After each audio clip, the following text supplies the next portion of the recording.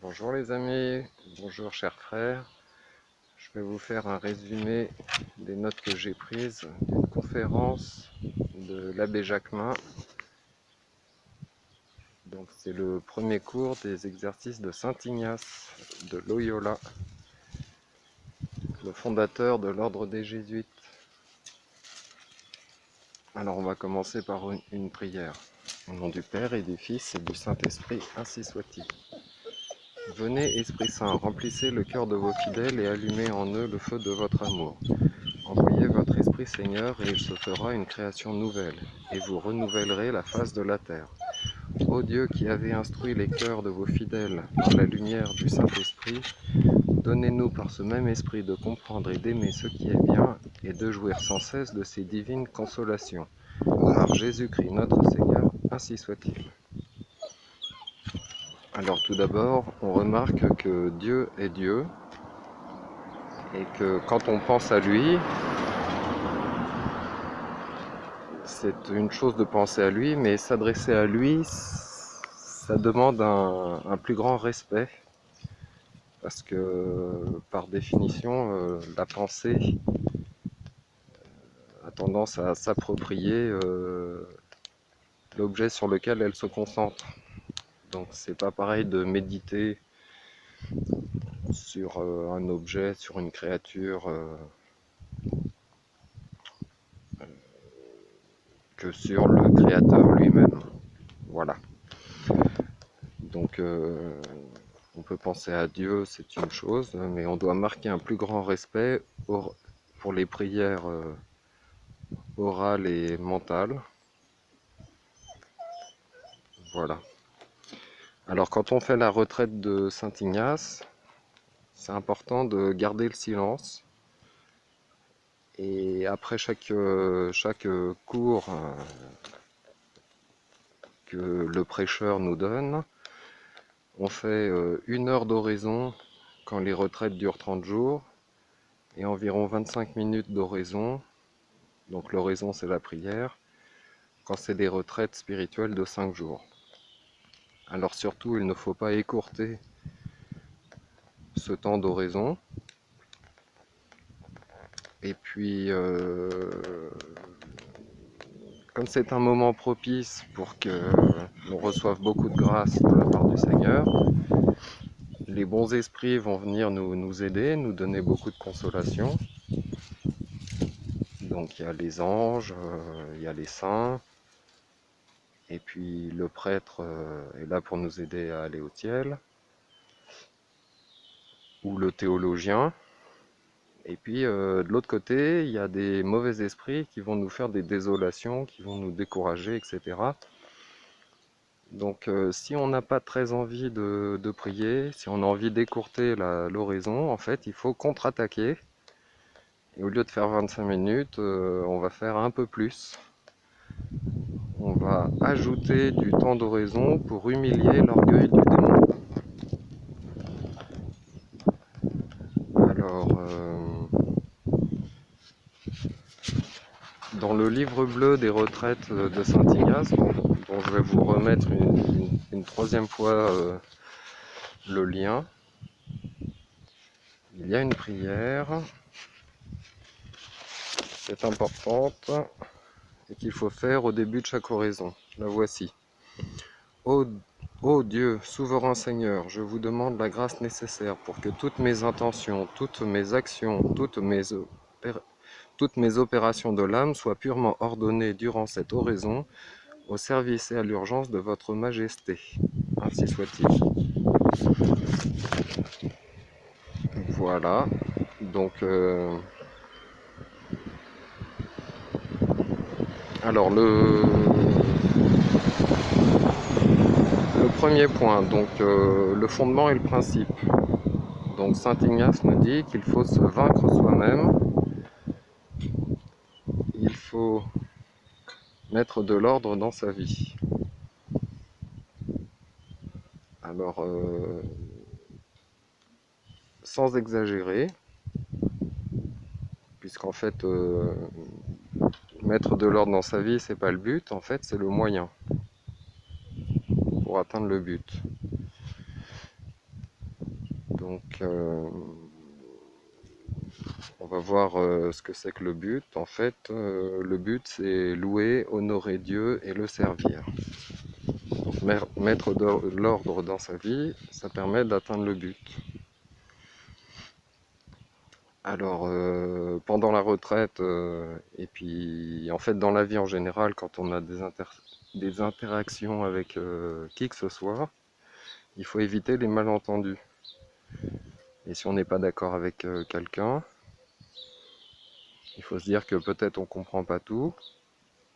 Donc plutôt que de le récuser, il faut plutôt lui faire confiance. Et si vraiment on est sûr qu'il se trompe, il faut lui demander comment il comprend ce qu'il a dit. Et seulement si s'il persiste dans ce qu'on avait vraiment compris, c'est-à-dire que pour nous il se trompe, on va le reprendre avec douceur et on va éventuellement utiliser des moyens de parler à son supérieur, voilà, avec charité, pour qu'il puisse comprendre par lui-même et qu'il puisse sauver son âme. Ensuite, donc les principes et fondements. En fait, c'est comme pour une maison. Pour que la maison soit solide, il faut des fondations solides. Donc le premier cours des exercices de Saint Ignace, en fait, va parler du but. On commence le premier cours par le but final, en fait. On commence par la fin.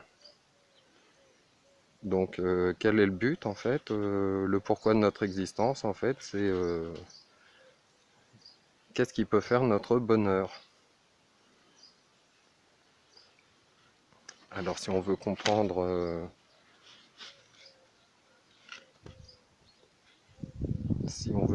en fait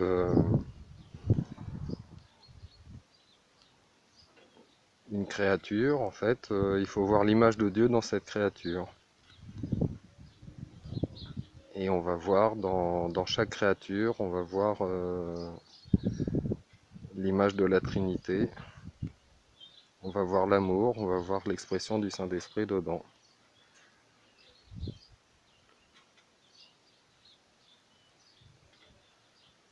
Donc,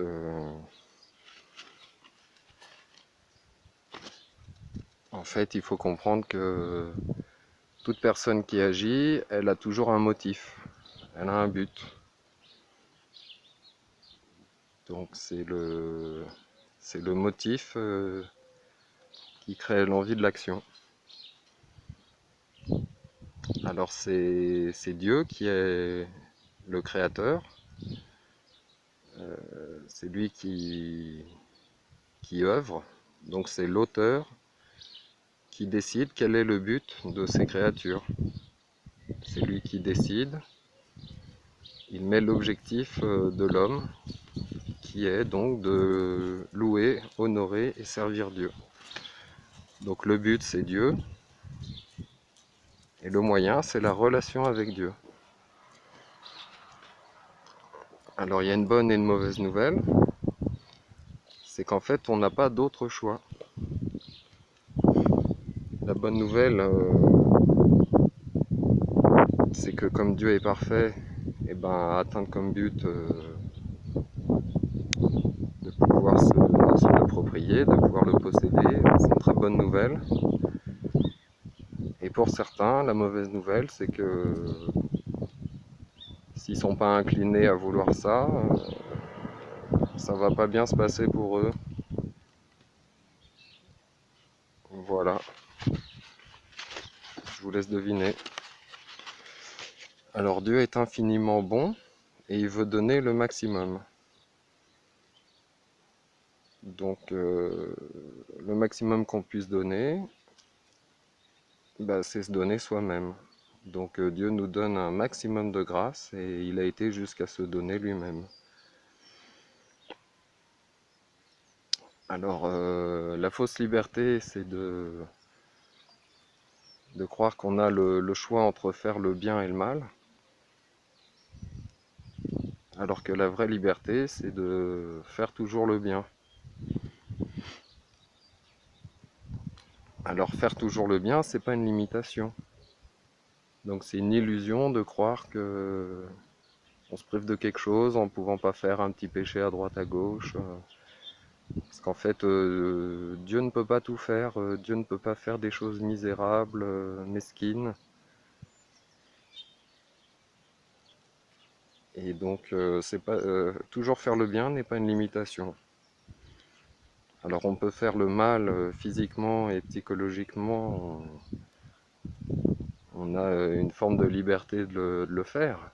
Mais moralement, on n'a pas le droit de le faire. C'est pas parce qu'on a la capacité qu'on a la liberté de le faire, en fait. Alors, Dieu nous donne une existence. Donc, c'est un don. Et la bonté s'exprime par le don. Donc entre ne pas exister et exister, il y a une très grande différence. Si on n'existait pas, on ne pourrait rien faire. Donc déjà le Seigneur nous donne l'existence, une très grande bonté, et nous donner le moyen de l'atteindre,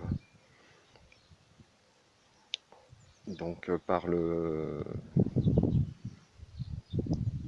fait de le louer, l'honorer et le servir. C'est une autre bonté. C'est le plaisir des anges et c'est le plaisir du Fils qui aime son Père. Alors le bon Dieu nous a donné une volonté libre de tomber dans une éternité ou dans une autre. Donc soit au paradis, soit en enfer.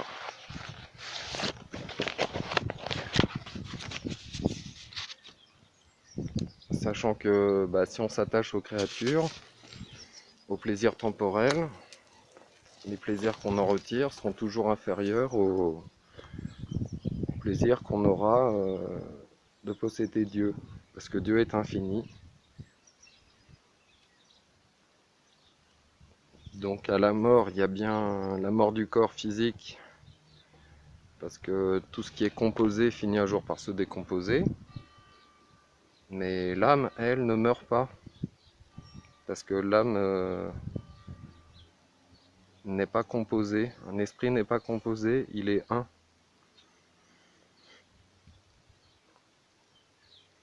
Alors en fait, ici sur Terre, en fait, on est dans un paradis terrestre. Alors c'est sûr que depuis la chute, depuis le péché originel, toute la création est moins jolie. Les étoiles ont moins d'éclat. Les animaux se mangent entre eux. L'homme n'est plus immortel. Et il a perdu la science infuse. Puis il peut avoir des maladies. Il y a l'iniquité entre l'homme et la femme, entre le serpent et entre Ève. Donc il y a une guerre spirituelle, etc. Mais il y a encore beaucoup de belles choses sur Terre. Donc on est toujours en fait dans un paradis terrestre qui n'a pas disparu, mais qui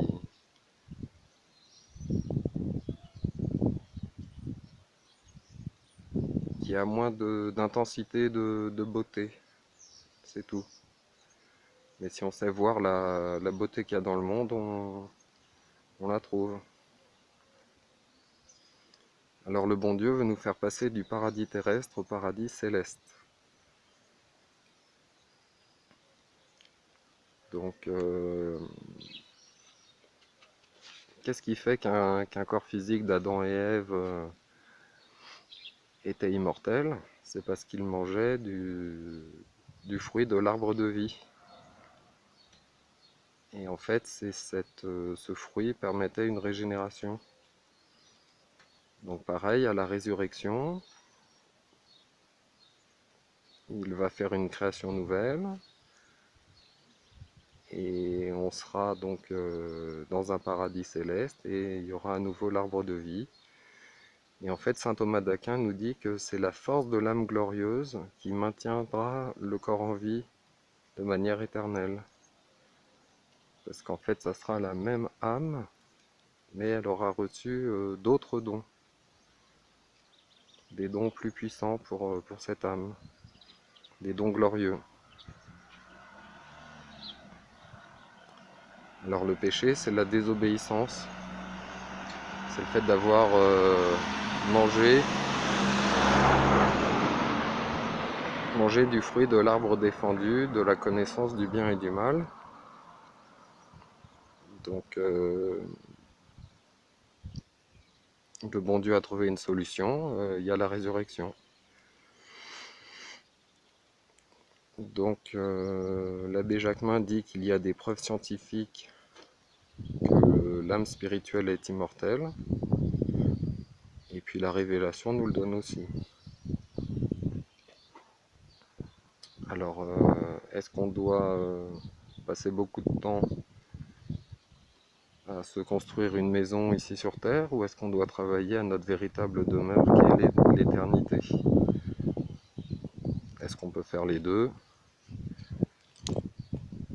mais placer la priorité quand même sur la demeure d'éternité? Voilà. Alors c'est là qu'on comprend que ces choses sont vraiment très importantes et que cette méditation est utile et nécessaire.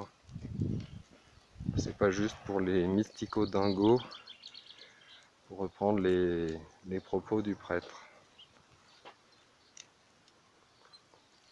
Donc on se rend bien compte par nous-mêmes qu'on a une âme en fait. On est là, on est présent, on peut penser, on peut réfléchir. On voit bien que c'est quelque chose qui n'est pas matériel. Et on voit bien que c'est uni au corps.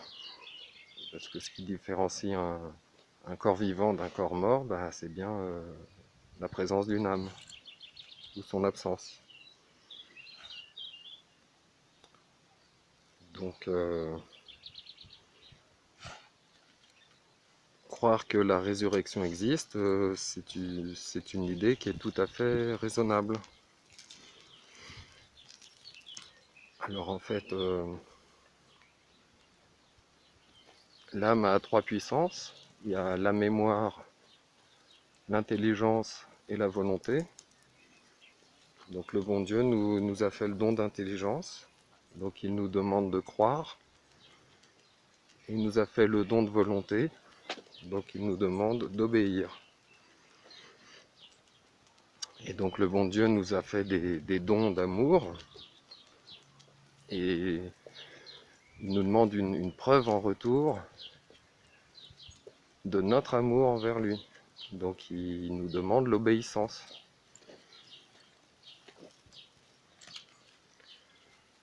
Alors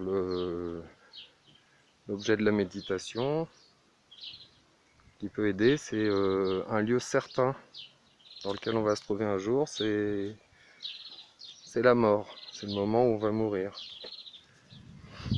Et là il y aura un jugement, parce que Dieu sait tout, donc il y aura un jugement et on sera envoyé pour l'éternité dans un lieu. Je vous souhaite à tous que ce soit le lieu du bon Dieu. Voilà, donc la première conférence est terminée. Donc pour faire la méditation, il y a plusieurs choses à faire dans le bon ordre. Donc d'abord se mettre en présence de Dieu, parce qu'en fait Dieu est toujours présent. Mais se mettre en présence, c'est prendre conscience qu'il est là. Il faut s'en rendre compte. Ensuite, il faut s'humilier par rapport à lui.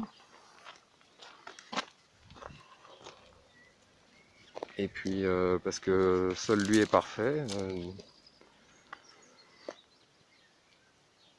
Donc il est notre supérieur et on doit avoir l'humilité de l'adorer et de se trouver qu'une pauvre créature à côté de lui. Ensuite, on va faire la prière préparatoire que je vous ai dit tout à l'heure. Ô Dieu souverain, Seigneur, je vous demande la grâce nécessaire pour que toutes mes intentions, toutes mes actions, toutes mes opérations de l'âme soient purement ordonnées durant cette oraison au service et à l'urgence de votre majesté, ainsi soit-il. Ensuite, on va se mettre à genoux. Donc on va se mettre ensuite à genoux et on va faire un effort de mémoire. Donc si on a pris des notes, chose recommandée, on va relire toutes les notes, des choses qui nous paraissent importantes, des nouvelles choses qu'on a apprises et des choses qu'on veut surtout pas oublier, qui nous ont touchés particulièrement. Et puis alors, quand on médite, en fait, on est sujet à des distractions, parce que la pensée, elle vient mettre des sujets dans notre mental, et c'est pas nous qui choisissons ces pensées-là, mais en fait on peut pas contrôler la pensée, mais on peut la gouverner. Donc cette pensée, on l'appelle la folle du logis. Et en fait, pour la gouverner, on va imaginer la composition du lieu à la situation de la mort. Donc on va imaginer la chambre, les rideaux, les gens qui sont présents. On va se voir soi au moment de mourir. Et à ce moment, quand on pense à la mort et à l'épreuve finale, et ben en général on devient sérieux, donc ça permet de calmer la folle du logis, la pensée. Donc pour l'objet de cette méditation, on va se demander qu'est-ce qui est utile pour le but de notre vie. Qu'est-ce qui est utile pour atteindre Dieu? On va demander la grâce de bien comprendre et de tout faire pour atteindre le but. Donc de bien comprendre avec notre intelligence et de tout faire avec notre volonté pour atteindre le but. Ensuite, on va faire l'effort d'intelligence. Après l'effort de mémoire, on va faire l'effort d'intelligence. C'est est-ce que vraiment on a tout compris? Est-ce que c'est clair? Quelles sont les vérités de foi, de révélation et les vérités de nature? Les vérités qu'on trouve dans la nature avec des raisonnements, des preuves matérielles. Et en plus de la conférence, est-ce qu'il y a des conclusions que je peux trouver moi-même? Parce que le prêtre a fait exprès de ne pas trop expliquer pour qu'en méditant, on trouve par soi-même des choses, on va mieux assimiler ce qu'on a trouvé par soi-même. Ensuite, on va faire agir la volonté en colloque, donc en rendez-vous entre quatre yeux, avec notre Seigneur Jésus-Christ en croix, qui s'est offert tout entier pour nous. On va réciter un Notre Père, un Ave Maria, on va faire le colloque aussi avec Marie et avec notre ange gardien. Et on va dire en troisième prière, Anima Christi, une prière que saint Ignace a écrite.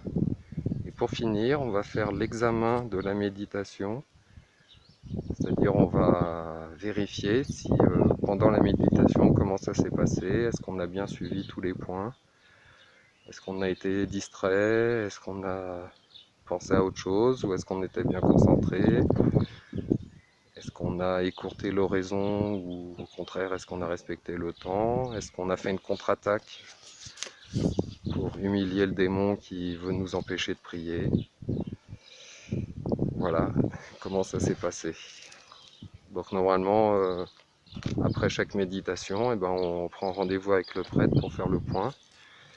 Et lui, il vérifie point par point où on en est. Il va nous donner des conseils particuliers.